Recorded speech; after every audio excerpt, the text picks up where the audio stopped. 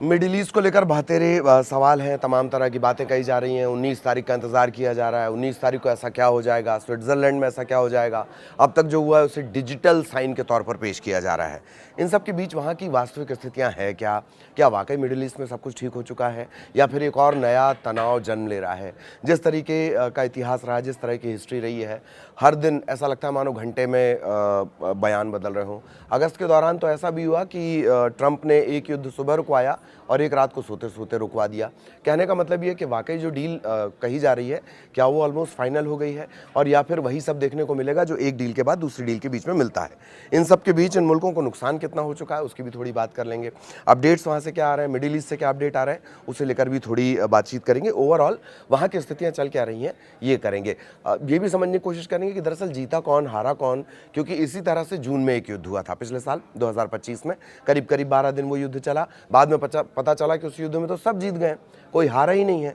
इस युद्ध में कौन जीता कौन हारा, और क्या ट्रंप और नेतन्याहू के बीच तनाव वाकई बढ़ गया है या ये सिर्फ एक दिखाने का तरीका है कि दोनों के बीच तनाव बहुत ज़्यादा बढ़ा हुआ है, इसे भी थोड़ा सा छूने की कोशिश करेंगे। अपडेट इस वक्त क्या है वो जान लीजिए।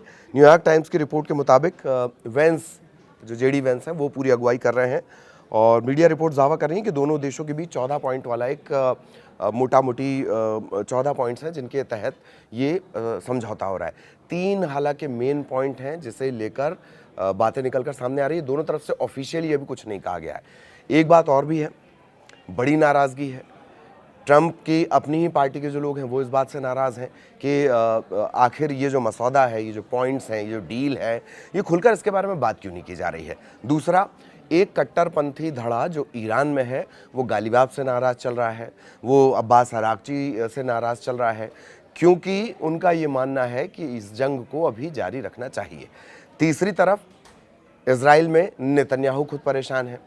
साल के आखिर में करीब बहुत ज़्यादा वक्त उनके पास बचा नहीं है और चुनाव होने वाला है जिसमें माना यह जा रहा है कि बुरी तरह से परेशान हो सकते हैं, कंपटीशन उन्हें झेलना पड़ सकता है, मतलब प्रतिस्पर्धा उन्हें झेलनी पड़ सकती है। किसे? नेतन्याहू को। नेतन्याहू अभी जो सरकार चला रहे हैं वो बैसाखियों पे चल रही है। अब जब बैसाखियों पर सरकार चल रही है तो उसमें कट्टरपंथी धड़े भी शामिल हैं जो ये चाहते हैं कि ईरान से युद्ध बिल्कुल फाइनल डू और डाई वाली कंडीशन में होना चाहिए था, लेकिन वैसा हुआ नहीं। 107 दिन, करीब करीब 107 दिन ईरान ने अटका लिया, जिस ईरान को 30 मिनट में, 40 मिनट में, 1 घंटे में, 1 हफ्ते में निपटाने की बातें कही जा रही थी।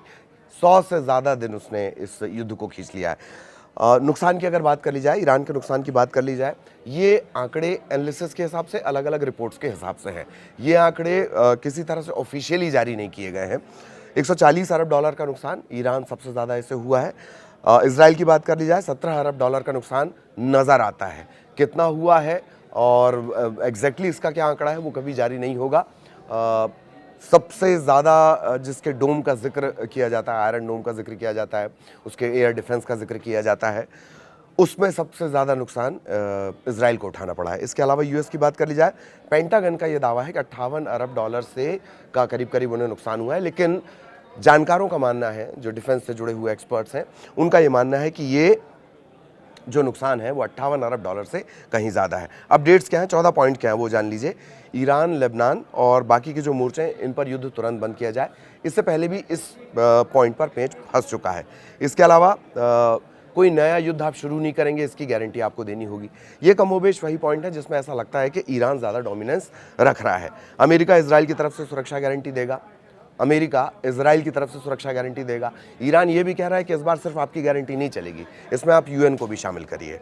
ईरानी जहाज समुद्री व्यापार पर जो पाबंदी है वो ख़त्म की जाएगी। 30 दिनों के अंदर समुद्री जो व्यापार है, जो स्ट्रेट ऑफ होर्मुज जल डमरू मध्य वहाँ से चला करता था, उसे आपको फिर से प्रॉपर करना है। ईरान के जो 24 बिलियन डॉलर के फ्रीज फंड हैं अमेरिका वो जारी करेगा। इसे लेकर पिछली बार पेंच फंसा था। शुरुआती चरण में आधा हिस्सा मिलेगा। अमेरिका ईरान तेल बंदरगाहों से जो उसने प्रतिबंध लगा रखा है, अपना नेवल बेस, अपनी जो नौसेना वहाँ पर लगा रखी है, उसे वो तुरंत हटाना होगा। बातचीत के दौरान कोई नया प्रतिबंध नहीं लगाया जाएगा। 30 दिनों के अंदर ईरान के आसपास सैन्य मौजूदगी कम की जाएगी। आसपास मतलब खाड़ी के जो बाकी के देश हैं वहाँ पर अमेरिका के जो बेस हैं, जहाँ पर उसने सैन्य जमावड़ा कर रखा था, चाहे वो नेवल बेस हो, एयरफोर्स का बेस हो, मिलिट्री बेस हो, वहाँ पर सेना कम की जाएगी। मोस्ट इम्पॉर्टेंट, ईरान परमाणु हथियार नहीं बनाएगा। 60% एनरिच्ड जो यूरेनियम है उसके मुद्दे पर आगे बातचीत होगी।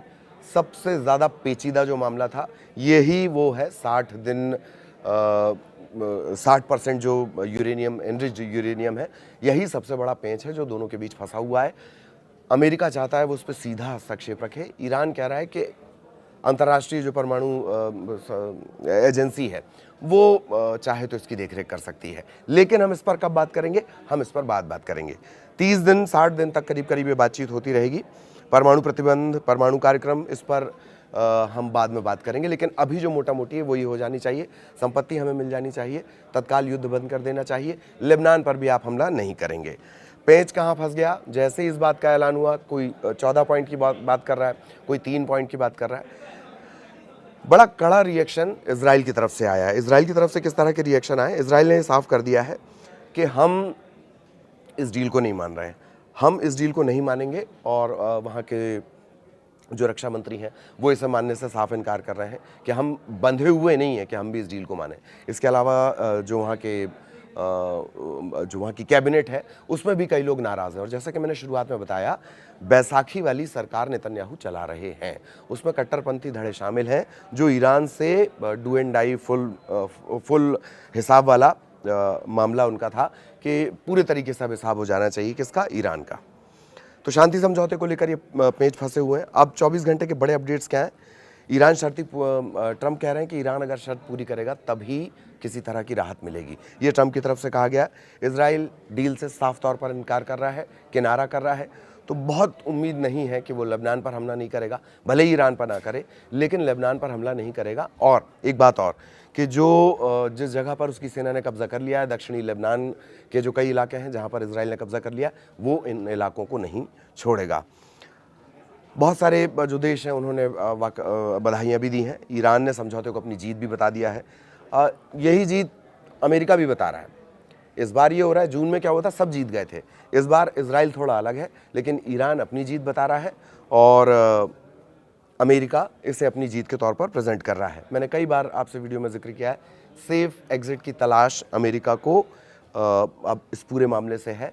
और यही वजह है कि अमेरिका बार बार ऐसी स्थिति में निकलना चाहता है कि वो कम से कम अपने लोगों को ये बता सके कि हमने तो बहुत बम्पर काम कर दिया, बहुत सब एकदम फुल फाइनल हिसाब कर दिया है, ईरान को एकदम डरा धमका कर रख दिया है। डरा धमकाने का नतीजा है कि जो मिनटों में जिस ईरान को ख़त्म करने की बात की जा रही थी, 100 दिन से ज़्यादा उसने इस युद्ध को खींच लिया है। एक बात और, ईरान की फुटबॉल टीम के कप्तान और सहायक कोच को अमेरिका के लॉस एंजल्स एयरपोर्ट पर रोक लिया गया था और इसके चलते टीम को मैक्सिको के कैंप वापस लौटने में देरी हुई है। अल जज़ीरा की रिपोर्ट के हवाले से खबर मिल रही है। पीस डील पर पूरी दुनिया ने इसका स्वागत किया है, रिएक्शन आया है, मार्केट ने भी बहुत अच्छा रिएक्शन दिया है। कब तक ये चलेगा इस पे थोड़ा संशय है। 19 तक का सभी को इंतज़ार है, 19 को क्या इस डील को लेकर होगा। ईरान ने कहा है कि लेबनान पर इजरायली हमले पूरी तरह से रुकने चाहिए। इजराइल के एटीट्यूड को देखकर, इजराइल के रिएक्शन को देखकर इस तरीके से नहीं लगता है।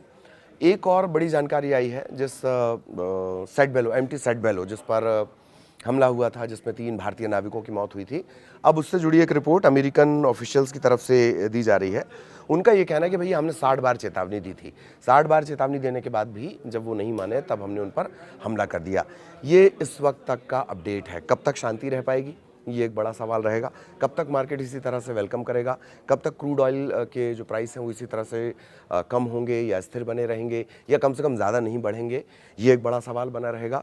वो भी तब तक जब तक कि 19 तारीख की डील नहीं हो रही है। वरना ट्रंप का क्या है, हर दिन सुबह उठकर ऐसा लगता है कि अक्कड़ बक्कड़ बम्बे वो विधि से वो कोई नया एक प्लान लेकर आ जाते हैं।